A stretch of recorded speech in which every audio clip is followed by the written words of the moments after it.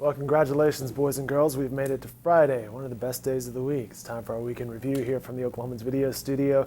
Good morning, I'm Dave Morris, and a beautiful morning, I should say, not a Monday. It's a beautiful morning in downtown Oklahoma City. The sun is out, people are walking around.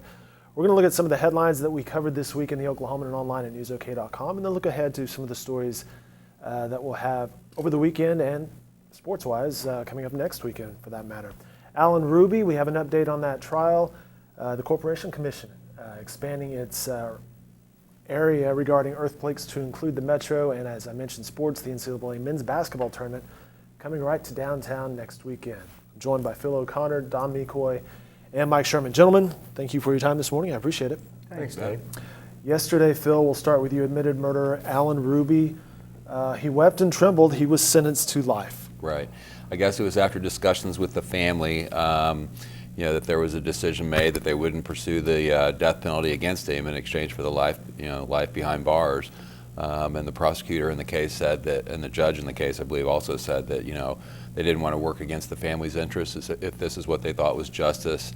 And what I understand was the family just didn't want to keep having the emotional, trauma of having to go through it again and again and again. And the expectation was if it went to a death penalty type of situation, you're talking about 10 or 15 years worth of, legal appeals and court hearings and that kind of thing. Nolan Clay was on this. He was in the courtroom yesterday. Our Greg Singleton was there as well. The district attorney said the trial would have lasted at least 3 weeks. Appeals would have lasted 10 to 15 years, and the family simply didn't want to go through that. Yeah, absolutely. And it's a horrible story. Obviously, he killed his mother, his father, and his sister. And his grandparents were in the courtroom, or at least some of his grandparents were in the courtroom. And I guess some of the comments were, and then a letter was read from, I believe, the sister of his father, who just basically said, "You are no longer a member of our family." Very sad story. Killed his father, John Hruby, who was 50 and was involved in the newspaper in that area. Joy Tinker Hruby, 48, his mother, and their daughter, Catherine Hruby, who was 17. Apparently, prosecutors allege he staged the crime, then went down to the OU Texas game, spent the weekend, and came back. Yeah, his housekeeper found the bodies on that Monday morning. It's like 4 days later, right? Yeah, and he had set up an alibi in a lot of ways using social media and photographs that were posted at certain times. It would sort of seem to indicate he was at his dorm room or in various places. A lot of other stuff was left out there in terms of evidence that implicated him pretty clearly in the crime.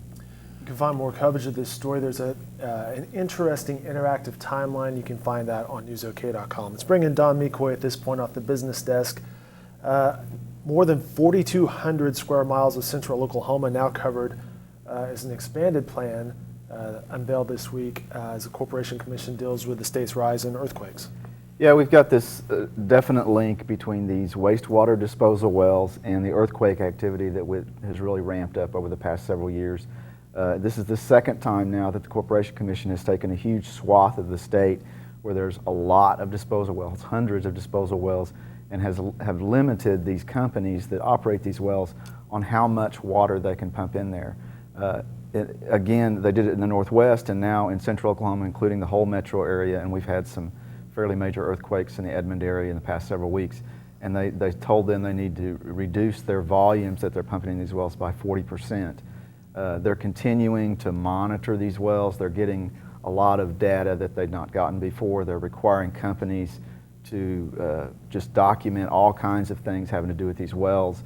And then we'll just wait and see what the impact's going to be, if that's going to reduce the amount of seismic activity. Yeah, that's what I was going to ask you. Have we seen any of those results yet? Way too soon? Is there a timeline involved in this? I think it's too soon. I know in other states, for instance, in Kansas and in Arkansas, they had moratoriums that they did where you just couldn't do it anymore. You couldn't pump the water into these wells anymore.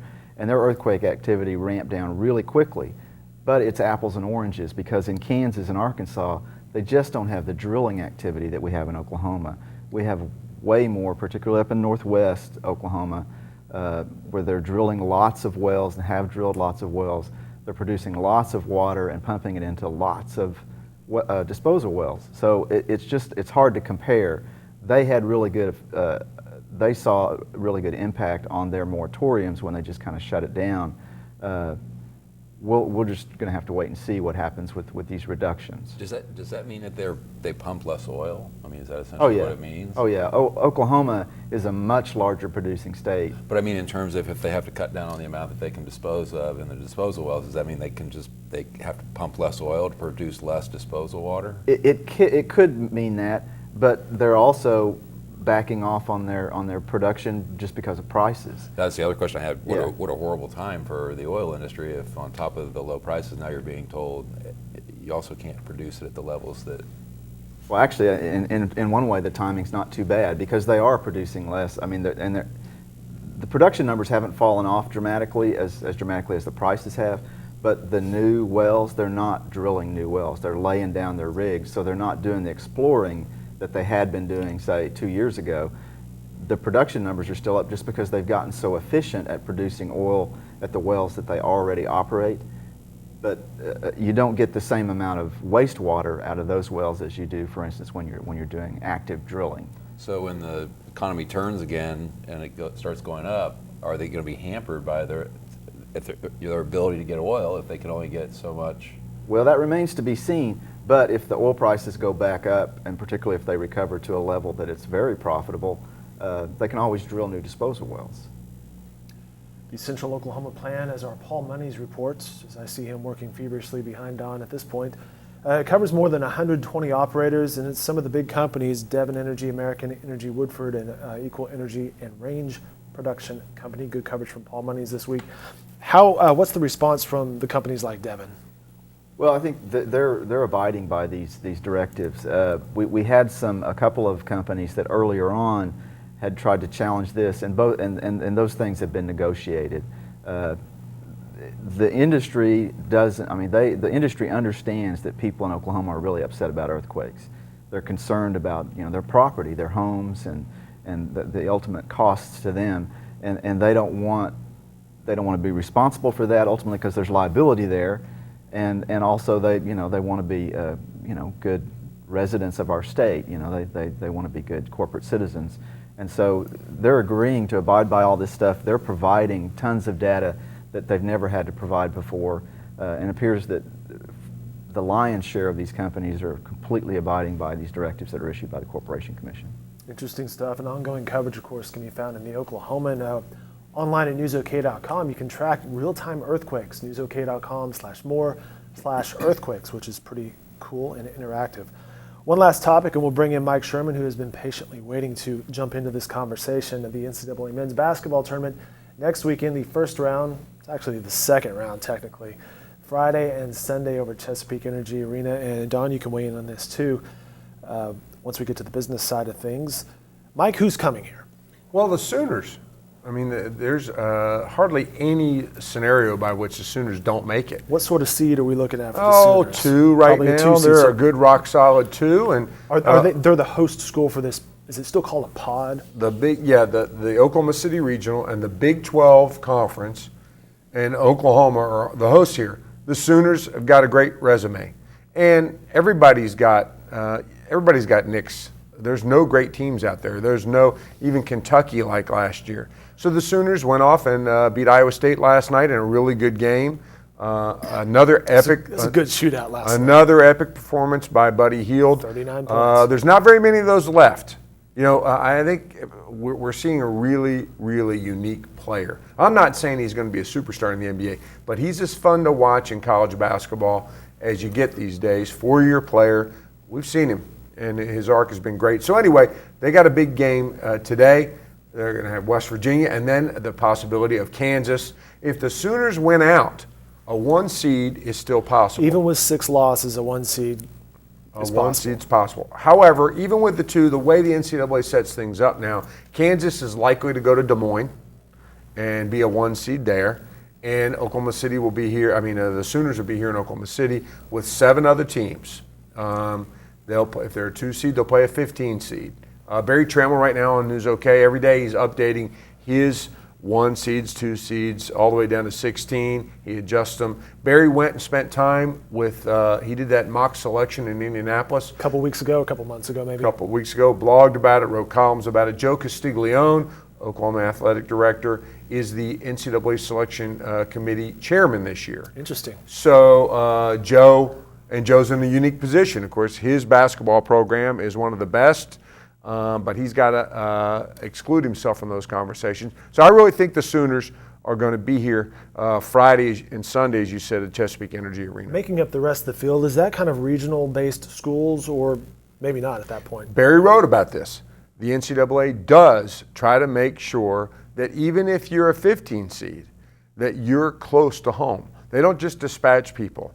There's a process they go about. Now, there's many other things they have to do, but they try to put schools close to home. The NCAA, I don't know if you noticed, but the tournament attendance and TV ratings and all that, they're challenged these days. So they want a bunch of people being able to drive. It's better for the tournament if people can drive to Oklahoma City, people can drive to Des Moines. So, but that's not the number one qualification. Of course, the number one qualification is competitive. Then after that, they have to make sure that conference teams that have faced each other all year are not going to meet in the second round. There's a bunch of criteria. Barry Trammell's got a good look at that on News OK right now. I remember him writing about how you think football is complicated, basketball is even more so because there's so many more teams and more spots to fill. Well, what he is reporting from there and going through that process revealed is there's no conspiracy theory. There's a process. There's always a conspiracy theory, right? When the teams come up, they have such a formula that comes in. When it comes time to put somebody on that 7 line or 7-10 line, it's just a process. By this criteria, they just work through the criteria, and there they are. So we don't really know who else is going to be here. We know the kinds of teams are going to be here. If a number 2 seed Sooners team is going to be here, well, then the number 15 seed is going to be here. We know the numbers. You can select from 4 number 2s. We know one of them, I think, almost certainly will be the Sooners. One thing I want to tell for readers, the big fun in this is Thursday afternoon or Thursday during the day. A free day of college basketball to walk, 2 blocks for us, 2 blocks south of us, and go to the Chesapeake Energy Arena and see 8 teams practice. There's shoot-arounds, all the fans are in. If the weather's like it is today, it's going to be a grand day for basketball lovers in the city. They'll be staying in Oklahoma City hotels, downtown in most cases. They'll have their pep bands playing in the hotels before the games on Friday. It's just going to be a great basketball Plus, festival. it's St. Patrick's Day next Saturday, or St. next Thursday. Throw So that just- in. so that Throw just that adds- in. So we got a great weekend. Well, you should. If you can, you should. I won't, of course. Especially if your last name is O'Connor, right? Exactly. Right. So we got a great weekend of basketball coming up. We got a great weekend of basketball this weekend. The Sooners, West Virginia tonight, and the state basketball tournaments in Oklahoma City and Tulsa area. Yeah, today there is a and lot of tomorrow. hoops going on at the smaller level, high school level as well. Don, what's the impact of Oklahoma City, impact to a city for a big tournament coming? He mentioned hotels and restaurants, but that's it's a valid good. point. Yeah, and that's the place to start. I mean, it's good. It's millions of dollars. I mean, these numbers, when they try to determine economic impact, they're very squishy because, they fill up a hotel room, but would that room have been filled if they didn't have the tournament here? But his point that they try to keep it regional, that's great. The hotel operators, the restaurant tours, all these people, they want people driving into town. They're going to get here, they're going to pay for parking, they're going to pay for hotel rooms because they don't find out until the last minute. They're going to be paying top rate for those hotel rooms. That's true. They're yeah. going to be looking for places to eat. It used to be, there would just be a parade of people to Bricktown, but now you've got places down here in the Central Business District to eat. There's the Plaza District in Midtown and Uptown and all these places, Automobile Alley, that people are going to fan out, and they're going to be filling these places while they're waiting for their team to play. They may be in there drinking and watching the other games. You've got transportation things that they're going to have to pay for. They'll be spending their dollars in Oklahoma City, and that's going to make a lot of people downtown very happy. I was speaking with the All Sports Association last week in advance of the women's tournament we had over at the arena, and he said it's Tim Brassfield. He said that's a good example for getting bigger tournaments like the one we're going to have next weekend. Is how does the city respond when people come in town? Once upon a time, this is all we had. And Tim used to say that, we're an event city because we did really well for the NCAA tournament. Well, now we're still an event city. It's just we have 41 events. It's called the Oklahoma City Thunder Games. And the NBA has really taken over here. This is the second time the NCAA tournament will have been here since the NBA took root. The last time Billy Donovan came here as the Florida Gators coach. Bill Self came here and got stunned again by Northern Iowa. I think that's why Kansas wants to go to Des Moines this time. Things don't work so well for Bill in his hometown. But it's really important for Oklahoma City in order to track more of these kind of events to really fill it. I know that a couple weeks ago you could say that Oklahoma City was only 2 of the 8 first-round sites had not sold out yet, and Oklahoma City was one of them. So it's going to be interesting to see how that changes as we find out who's coming. We will have a NCAA pre-tournament show live here from the video studio next Wednesday, hosted by Mr. Sherman. So plenty of basketball tournament coverage coming up. Don, we have a question from a viewer. Someone from Edmond, his name is Bob, has submitted a question going back to the earthquake thing.